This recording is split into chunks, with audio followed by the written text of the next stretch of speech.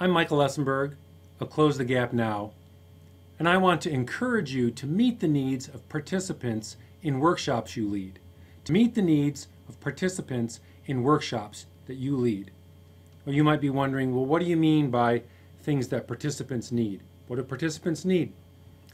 I think that participants need things like support, concrete examples, opportunities to apply learning, reflection time, and engaging instruction. I think they really need these things. I think when they get these things, they learn more, they apply more. Imagine you're at a workshop, and imagine at this workshop you get no support, no concrete examples, no opportunities to apply your learning, no reflection time, and no engaging instruction. Just lecture, lecture, and more lecture.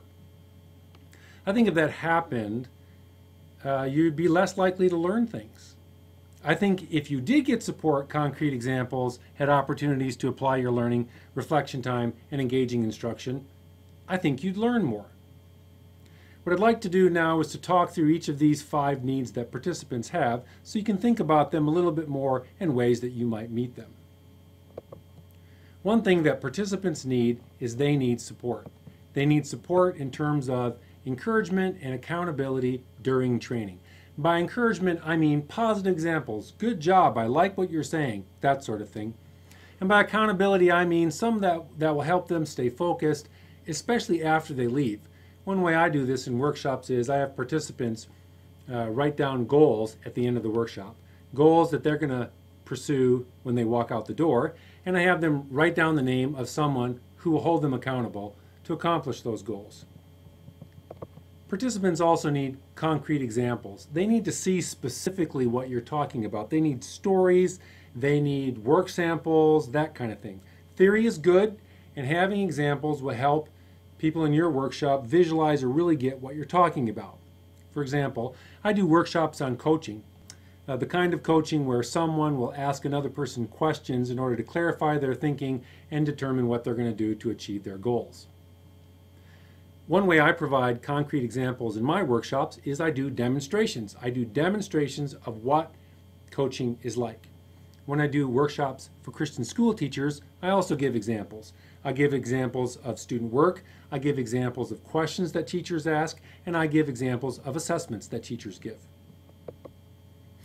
Participants in workshops need opportunities to apply their learning. They need to practice, to work with the material that you're having them learn. Ways I do this in coaching workshops is I have them ask each other questions after they've learned a little bit about questions, or have each other practice listening to each other after they've learned a little bit about listening skills. In teacher education workshops, for example, I have them practice developing effective questions or revise an assessment prompt that they got. I want them to apply what they learn in the workshop. Participants also need reflection time, time to think, time to process, to solidify the learning.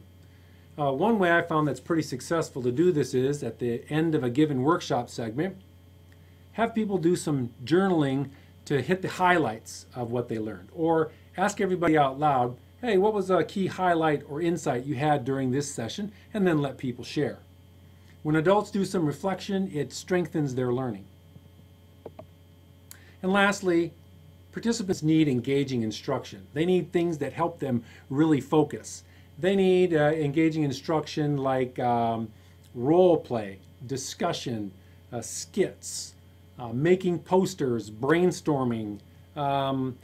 They need to do something more than just sit there. So instructional activities that involve movement.